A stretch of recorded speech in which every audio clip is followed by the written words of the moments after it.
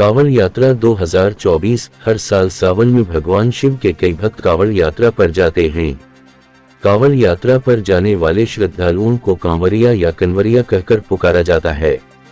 कांवड़ यात्रा में कांवड़िये सुल्तानगंज, गंगोत्री, गौमुख और हरिद्वार जैसे तीर्थ स्थानों से गंगा जल लाने के लिए जाते हैं और फिर इस जल को वे अपने गृह नगर के शिव मंदिर में चढ़ाते हैं। वैसे तो कांवड़ जल सावन के किसी भी दिन चढ़ाया जा सकता है, लेकिन अधिकतर श्रद्धालु इस कार्य के लिए श्रावण मास की त्रयोदशी तिथि को या सावन शिवरात्रि को सबसे ज्यादा शुभ मानते हैं। चलिए जानते हैं 2024 में कांवड़ यात्रा कब से शुरू हो रही है और इस साल कांवड़ जल कब चढ़ेगा। कांवड़ यात्रा 22 जुलाई 2024 से शुरू हो रही है, जिसकी समाप्ति 19 अगस्त को होगी। लेकिन कई जगह कांवड़ यात्रा का समापन सावन शिवरात्रि के दिन होता है, जो इस बार 2 अगस्त को पड़ रही है। इसके अलावा कुछ जगहों पर भादो महीने तक कांवड़ यात्रा जारी रहती है। बता दें, कांवड़ यात्रा का हिंदू धर्म में विशेष महत्व माना जाता है, जिसकी शिव भक्त पूरे साल प्रतीक्षा करते हैं। मान्यताओं अनुसार कांवड़ यात्रा करने वाले श्रद्धालुओं पर भगवान शिव की विशेष कृपा बरसती है। हर साल लाखों की संख्या में श्रद्धालु कांवड़ लेकर निकलते हैं। बता दें, सावन महीने में शिव भक्त गंगटाटा पर जाकर कलश में गंगाजल भरकर लाते हैं और उसको अपनी कांवड़ पर बांधकर कंधों पर लटका कर अपने मूल स्थान के शिवालय में लाते हैं और फिर यहाँ के शिवलिंग पर गंगाजल अर्पित करते हैं। हिंदू धार्मिक मान्यताओं अनुसार सबसे पहले कांवड़ यात्रा की शुरुआत भगवान परशुराम ने की थी।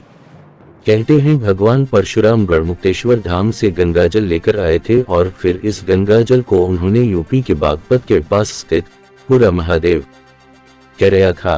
कांवड़ यात्रा के नियम। कांवड़ यात्रा करने वाले भक्तों को कन्वरिया कहा जाता है। कांवड़ यात्रा पर जाने वाले भक्तों को इस दौरान खास नियमों का पालन करना होता है। इस दौरान सभी शिव भक्तों को पैदल यात्रा करनी होती है।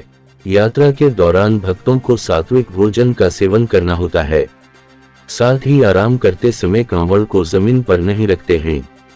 ऐसा करने से कांवड़ यात्रा अधूरी मानी जाती है। कांवड़ यात्रा के दौरान भक्तों को किसी भी तरह का नशा, मांस, मदिरा या तामसिक भोजन नहीं करना चाहिए। कांवड़ यात्रा पूरी तरह पैदल की जाती है।